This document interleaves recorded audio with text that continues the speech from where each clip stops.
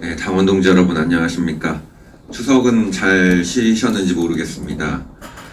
그 문제인식 정치 방역으로 인해서 가족 간의 만남도 굉장히 많이 제한을 했었죠. 자유민주주의 체제의 핵심은 개인의 존엄과 자유이고 그것의 근간을 이루는 것이 가족입니다. 혹시나 이번에 만나지 못했던 가족분들이 있다면은 따뜻한 통화나 추석이 지났지만은 한번 만나보시는 것도 좋을 듯합니다. 최근에 계속해서 이제 이야기가 나오고 있는 8급 공무원의 국회에 의한 총살과 화형에 관한 말들이 굉장히 많습니다. 문재인 씨는 33시간이냐 뭐 10시간 동안 무엇을 했느냐 이런 이제 궁금증을 가지고 있는 국민들 그리고 언론사들에서 발표들이 많이 나고 있는데, 이제 대통령이라는 자리는 우리가 다른 말로 군 통수권자라고 하지 않습니까? 그리고 이제 국가란 결국은 개개인들이 폭력을 행사를 해서 어떤 외부의 침입을 막는 것 또는 내부와의 싸움을 하는 것을 막기 위해서 국가가 대신 개개인들의 폭력성을 거두어서 본인들의 외부에 적이 왔을 때 무찌르는 역할, 그리고 내부에 문제가 생겼을 때 경찰력을 동원해서 해결을 하는 역할들을 합니다. 하지만 이번 사건을 보면서 문재인 씨는 어떻게 행동을 했습니까?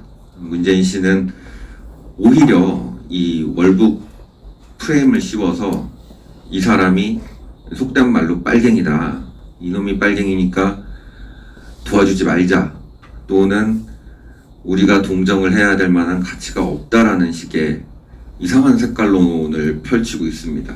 그 기바람에는 참 매번 보지만 좀 놀랍습니다. 그런데 우리가 한번 생각을 해보면 그 분이 월북을 했건 안 했건의 사실이 중요한 게 아닙니다. 대한민국 국민이 북한 괴뢰 집단에 의해서 총살을 당하고 화형을 당했을 때 아무것도 하지 않은 국민의 대표로서 뽑았던 대통령이 군 통수권자가 북괴의 그 만행을 아무도 저지를 할 생각을 하지 않았다는 데 그 문제의 심각성이 있습니다. 월북을 한 사람이 빨갱이냐 문재인이 빨갱이냐, 우리나라 군 통수권자가 빨갱이냐라고 한다면 저는 오히려 군 통수권자가 빨갱이다 라고 말하는 것이 옳지 않은가라고 생각을 합니다. 심지어는 이렇게 일이 커지고 결국은 사실이 밝혀졌으면 형식상으로나마 과거 대통령들은 다 그랬죠. 노무현 대통령도 그랬고 추모를 하고 사과를 하는 형식을 밟아왔습니다. 하지만 문재인은 그때 오히려 북한과의 관계를 진전시킬 수 있는 계기가 될 수 있기를 바란다라고 하는 정말 허무맹랑한 소리를 하면서 국민들의 가슴에 불을 지폈습니다. 이런 게 바로 대한민국에 살아 숨쉬고 있는, 현존하고 있는 적폐의 대표적인 모습들입니다.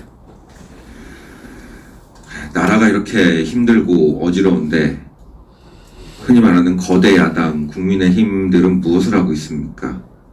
지금 그들이 해야 될 일은 대통령을 찾고 있는 게 아니라 본인들이 투쟁을 해야 되는 겁니다. 원내에서, 국회 안에서, 그리고 청와대에 문재인을 향해서 당신 잘못했으니까 사과를 하고 재발방지를 약속을 해라.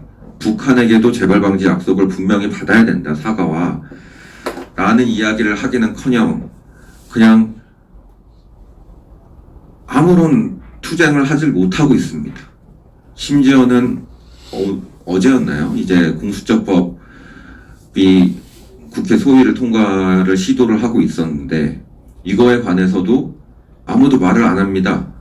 중국 공안법하고 굉장히 유사한 구조를 가지고 있는 공수처법에 대해서 우리가 공수처법 통과를 저지시키기 위해서 또는 안건이 상정되는 것을 반대하기 위해서 작년에 얼마나 많은 피나는 투쟁을 했습니까? 저는 아직도 그 한겨울 여의도에서 분신자살을 시도하셨던 그 동지분이 너무나도 생생하게 기억이 납니다. 투쟁하지 못하고 싸우지 못하는 이런 정당은, 야당은 존재의 이유가 없습니다. 지금이라도 뭐 말해봤자 큰 소용이 있겠나 싶긴 하지만 본인의 이익 또는 본인 개파의 이익이 아닌 국가의 이익이 무엇인가, 보수 국민들, 애국우파 시민들이 원하는 것이 무엇인가에 대해서 한 번쯤은 생각해 볼 수 있는 거대 야당이 되었으면 합니다. 그들을 바꾸는 것은 결국은 국민 개개인들의 힘입니다. 이제 국민들이 일어서야 합니다. 이렇게 대한민국 국민의 8급 공무원의 목숨을 하찮게 여기는 문재인에 대해서 그렇게 행동을 하면 안 된다. 당신은 대한민국에서 암약하고 있는 빨갱이들의 수장이다. 우리 자유 대한민국은 빨갱이 대통령을 용납할 수 없다. 당장 내려와라. 라고 이야기할 수 있어야 하고, 거대 야당에 대해서는 당신네들이 문재인과 투쟁을 하라고 뽑았고 자유민주주의 체제를 지키라고 뽑았지, 당신네들 자리 보존하라고 문재인 가랑이를 기으라고 뽑은 게 아니다. 똑바로 하라고 말을 할 수 있어야만 합니다. 네. 오늘은 월요일입니다. 월요일, 목요일은 항상 박근혜 대통령님이 치료를 받으시러 가는 날이고, 갑자기 날이 쌀쌀해졌죠. 많이 이제 나라가 혼란스럽고 좀 어려울 때가 되면은 아무래도 이제 박근혜 대통령님의 모습이 많이 생각이 납니다. 네, 감사합니다.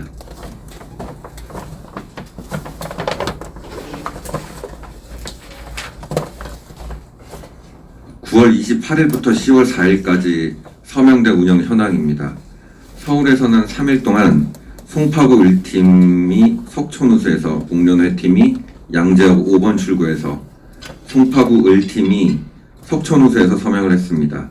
부산입니다. 나흘 동안 부산시당팀이 서부터미널 사상전철역에서 부산역 앞, 그리고 부산역 10번 출구 앞, 남포동 롯데리아 앞, 서구 충동 당사 앞, 성지국 어린이 대공원 동양마트 앞에서 서명을 받았습니다. 대구는 수성갑팀이 동대구 환승센터에서 서명을 받았습니다. 인천은 이틀 동안 인천시당팀이 인천터미널 삼산 롯데마트 앞에서, 대전은 대전시당팀이 대전역 동광장에서 서명을 받았습니다. 경기도는 3일 동안 남양주팀이 마석시장 장날, 수원팀이 지동시장, 남양주팀이 도농역, 파주시팀이 금촌역 광장 앞, 안양 과천팀이 안양역 앞, 광명시팀이 광명 철산역 앞, 안양 과천팀이 안양역, 안양의원팀이 안양예술공원, 그리고 시흥시팀이 산미시장에서 서명을 받았습니다. 충남입니다. 충남도당팀이 온양온천역에서 서명을 받았습니다. 경남입니다. 경남은 9월 28일 경남도당팀이 합천터미널 앞에서, 10월 1일, 3일, 4일 추석 연휴 동안 마산 서명팀이 마산 내서읍 3개 사거리에서 서명을 받았습니다. 마지막으로 제주입니다. 제주는 토요일에 제주도당팀이 제주시청 앞에서 서명을 받았습니다. 그래서 총 서명 인수가 2,238명, 총 서명 인수가 2,438명, 일반 당원 357명, 책임 당원 130명입니다. 그래서 총 서명 인수 2,438명, 당원 507명이 증가하였습니다. 모두 감사합니다.